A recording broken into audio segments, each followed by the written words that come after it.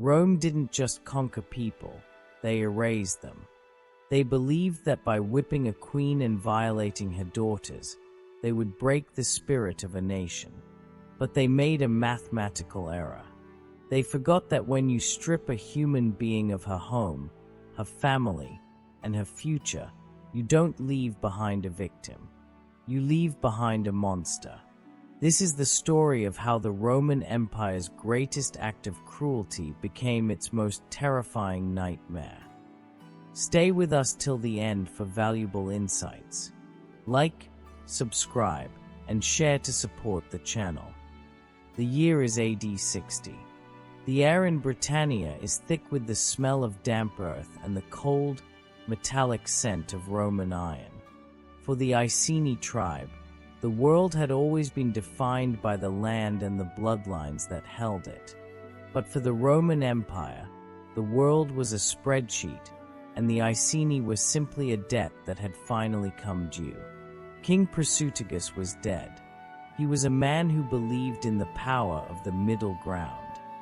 He had spent his life playing a dangerous game of appeasement, trimming his beard in the Roman style and filling his halls with Roman gold, hoping that by becoming civilized, he would become untouchable. His final act of desperation was a will, a colossal bribe. He left half of his kingdom to his 2 young daughters and the other half to the Emperor Nero himself.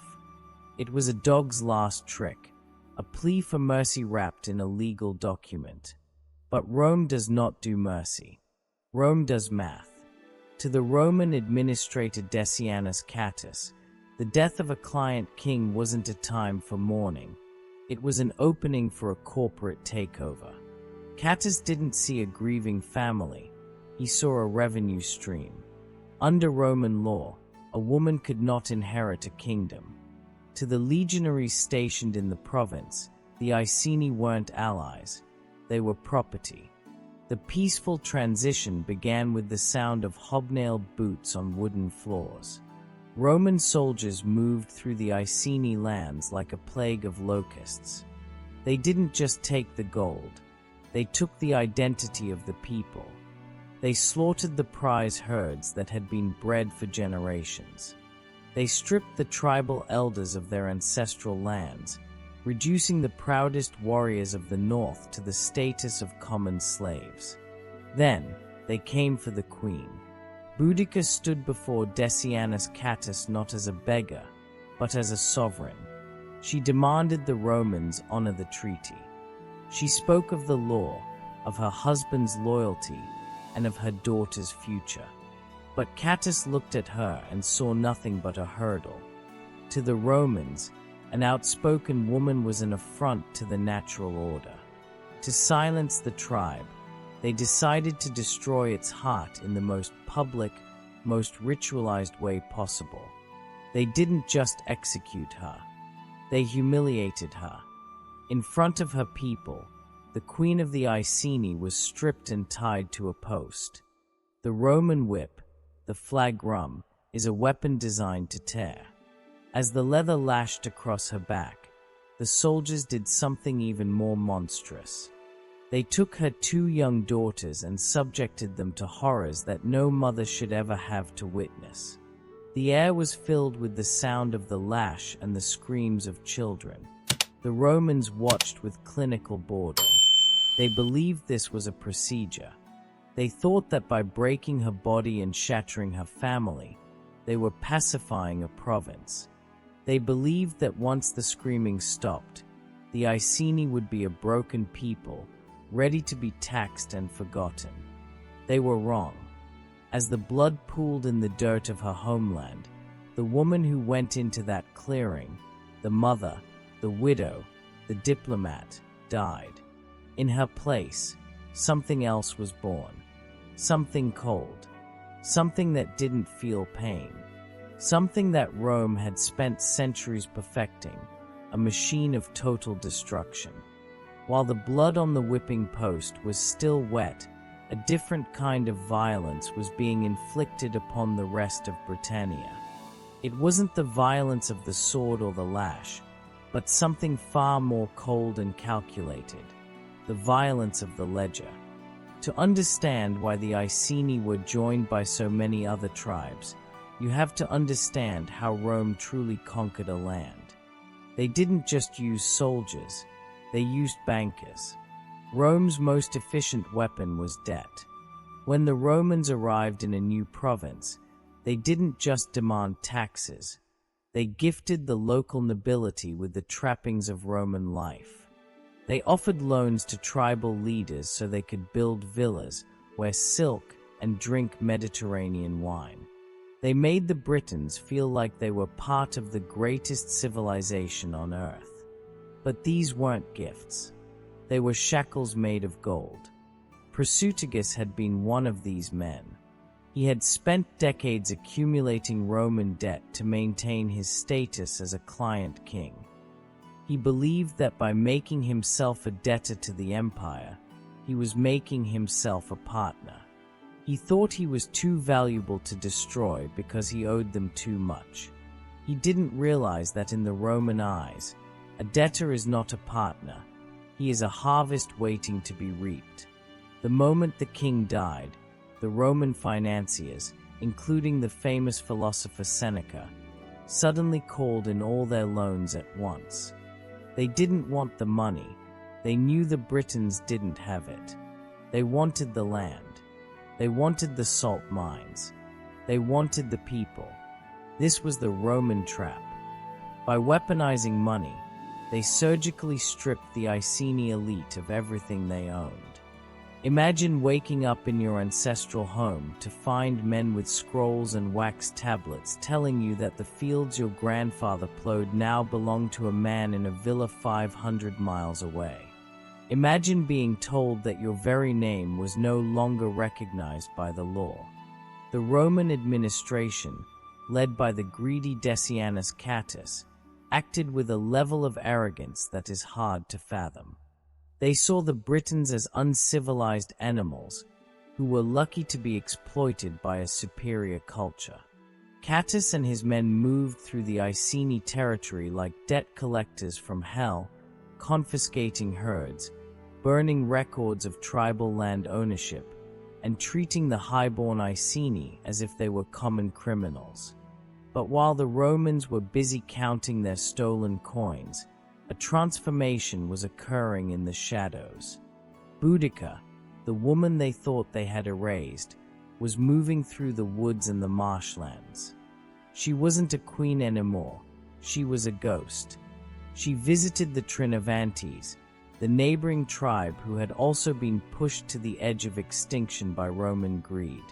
Their capital, Camulodunum, had been stolen from them and turned into a retirement colony for Roman veterans, men who treated the locals like dirt and built a massive, mocking temple to the Emperor Claudius on the site of the Britons' most sacred ground. Boudicca didn't speak to them of politics. She spoke to them of the chemistry of total loss. She showed them her back, still scarred from the whip. She told them about her daughters. She asked them a simple question: if Rome has already taken your past and your present, what is left for your future? The answer was a terrifying, unified silence. The Romans believed that absolute grief leads to absolute submission. They thought that once you take everything from a person, they become a hollow shell that can be easily crushed. They failed to realize that when you take everything from a person, you also take away their fear. A person with nothing to lose is the most dangerous weapon in existence. Boudicca began to cultivate a new purpose. She wasn't just looking for a way to survive. She was looking for a way to mirror Rome's own cruelty back at them. She realized that the empire only understood one language: overwhelming, uncompromising force. Deep in the forests, the tribes began to gather. These were people who had spent centuries fighting each other over cattle and territory. But under Boudicca's shadow, they found a common heartbeat. They began to sharpen their long swords and paint their bodies with woad, the blue dye of war. They weren't just an army. They were a pressure cooker that the Romans had been heating for decades without ever checking the valve. As the Roman officials in their comfortable villas laughed and drank their wine, they had no idea that the pacified widow was currently building a fire that would soon consume the entire province. The Romans had a saying, silent leges inter arma. In times of war, the laws fall silent.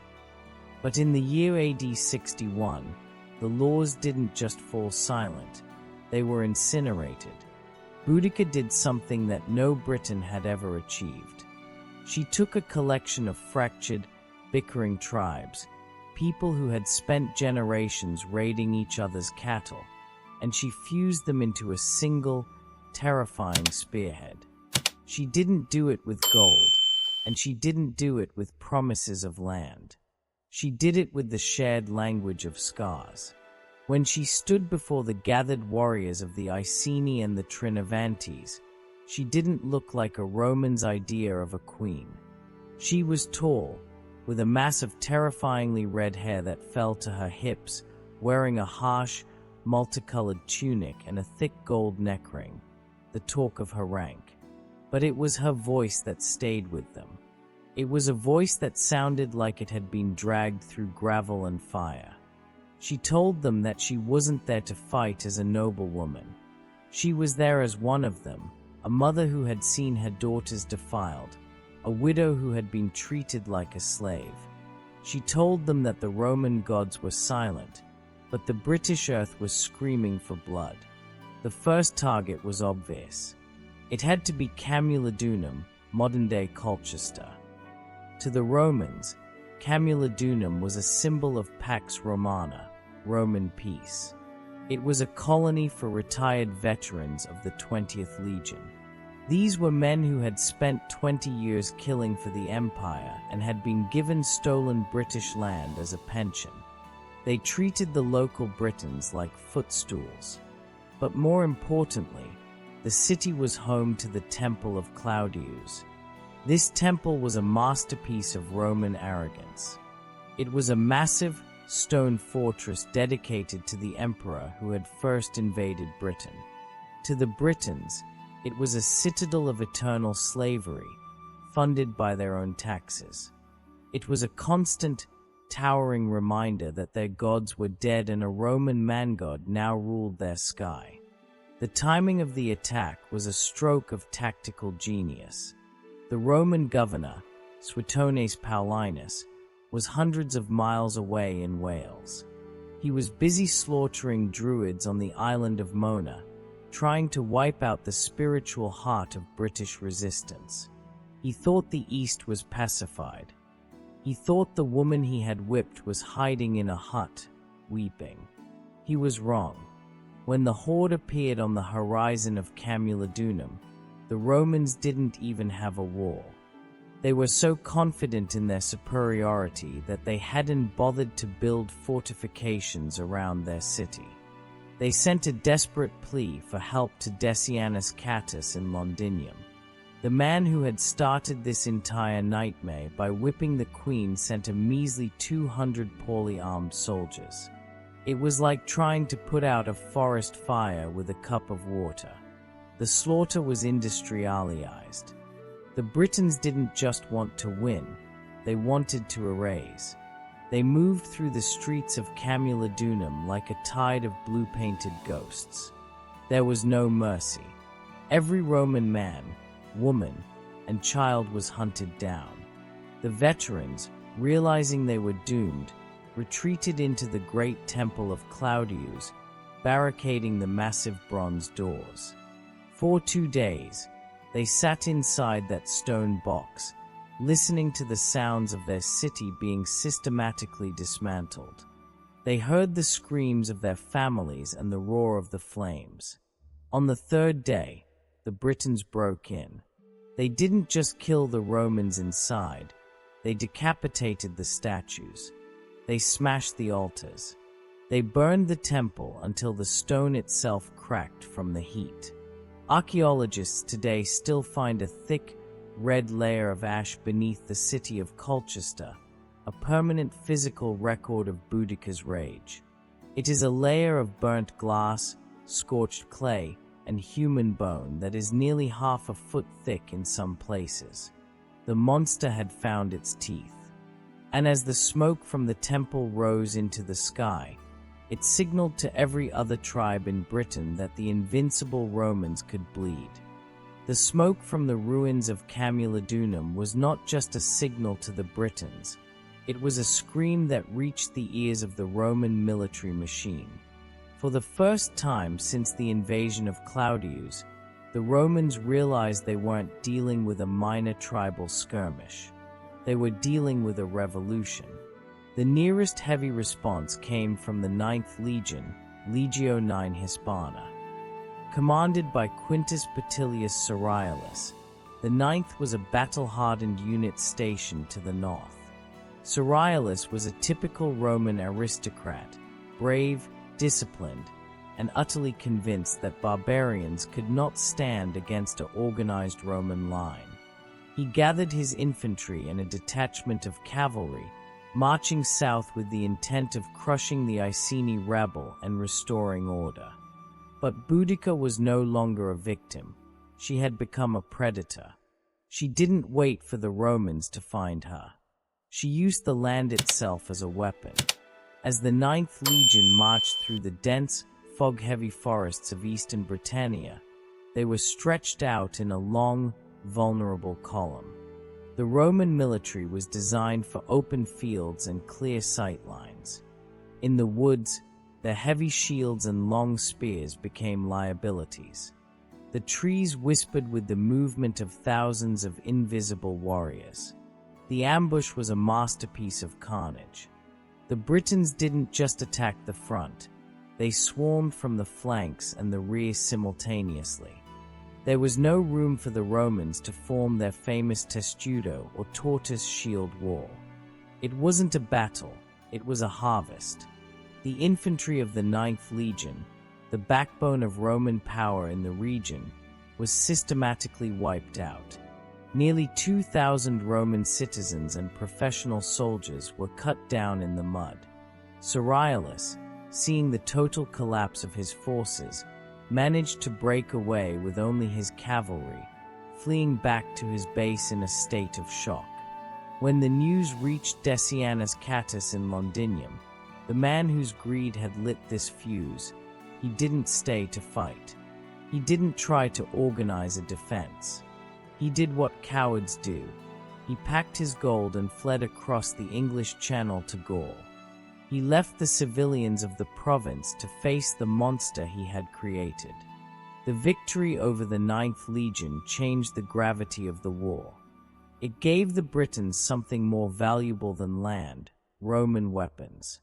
Thousands of Roman swords, sets of armor, and shields were stripped from the dead and distributed among the tribes. The barbarians were now armed with the very steel that had been used to oppress them.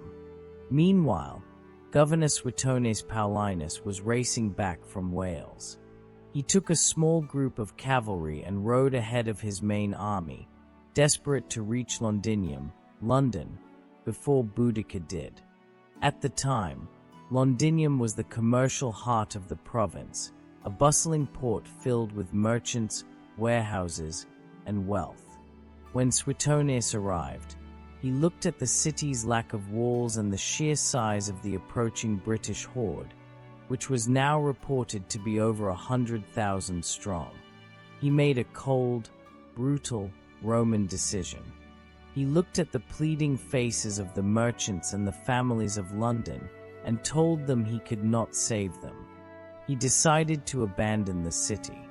He knew that if he stayed to defend Londinium with his small force, he would be overwhelmed and the entire province would be lost forever. He chose the survival of his legions over the lives of his people.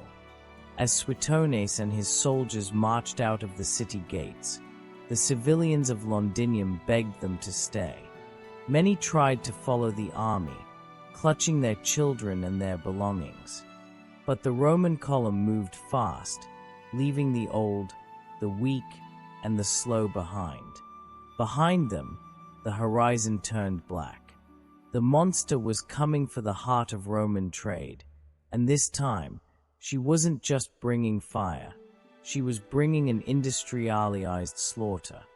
The final act of Boudicca's rebellion did not take place in a city or a palace, but in a nameless, narrow gorge somewhere along the Roman road known as Watling Street. By now, Boudicca's army was a force of nature. Estimated at over 230,000 people, it was a moving nation. They were flushed with the wine of 3 destroyed cities and the absolute belief that their goddess, Andraste, had delivered the Romans into their hands. They moved with a thunderous noise, the clashing of stolen shields, the braying of livestock, and the songs of a people who believed they were finally free. But Suetonius Paulinus was not a man of songs. He was a man of geometry. He had gathered the remnants of the 14th and 20th legions, along with some auxiliaries, barely 10,000 men in total. He was outnumbered 20-1. In any open field, the Roman line would have been swallowed by the British tide in minutes. So, Suetonius chose a battlefield that would make numbers irrelevant. He backed his men into a narrow defile, a gorge with a dense forest behind them. This meant the Britons could only attack from the front, and they could only fit a small fraction of their massive horde into the gap at one time. Then, the Britons made their final, fatal mistake of overconfidence. They were so certain of victory that they brought their families to watch the slaughter. They lined up hundreds of wagons in a massive semicircle behind their own battle lines, filled with wives, children, and the elderly. They turned the battlefield into a stadium, inadvertently building a wall that trapped their own warriors between the Roman swords and their own families. Boudicca rode her chariot across the front lines, her daughters beside her. She gave one final, soaring speech, telling her men that on this day, they would either win or die as free people. "This is a woman's resolve," she reportedly cried. "As for men, they may live and be slaves." With a roar that shook the trees, the British horde charged. But the Romans stood like a wall of iron. They waited until the Britons were within 40 paces, the exact distance for a Roman pilum. A volley of thousands of heavy javelins hissed through the air. These were designed to bend upon impact, pinning British shields together and creating a tangled mess of wooden dead bodies in the front ranks. As the Britons stumbled over their own fallen, Suetonius gave the order. The Roman line shifted into a series of sharp, pointed wedges, like the teeth of a saw. They didn't just push, they pierced. The disciplined Roman infantry moved in a rhythmic, mechanical fashion. Shield bossed to the face, sword thrust to the gut. Step forward. Repeat. The Britons, packed too tightly in the narrow gorge, couldn't even swing their long swords. They were suffocating under the weight of their own numbers. When the British line finally broke, the panic was total. But there was no way to run. The thousands of warriors trying to flee smashed into the wall of wagons they had placed behind them. The Roman legionaries didn't stop. They didn't offer quarter. They moved through the wagon line, slaughtering the warriors, the women, the children, and even the pack animals. By sunset, 80,000 Britons lay dead in the mud. The Romans lost fewer than 400. Boudicca managed to escape the immediate carnage, but she knew the dream was over. The monster had been defeated by the very thing she hated most, Roman discipline. Rather than be captured, paraded through the streets of Rome in chains, and executed for the entertainment of Nero, she took a vial of poison. She died on her own terms, a queen to the very end. Rome had won, but they were changed. They never again treated Britannia with the same reckless arrogance. They built walls, they stationed more troops, and they lived in a state of quiet, lingering fear of the red-haired queen. Boudicca had been erased from life, but she became a ghost that haunted the Roman Empire for 300 years. She proved that even the greatest empire on earth could be brought to the edge of ruin by the rage of a mother who had nothing left to lose. If you enjoy dark untold history, subscribe because we uncover what others won't.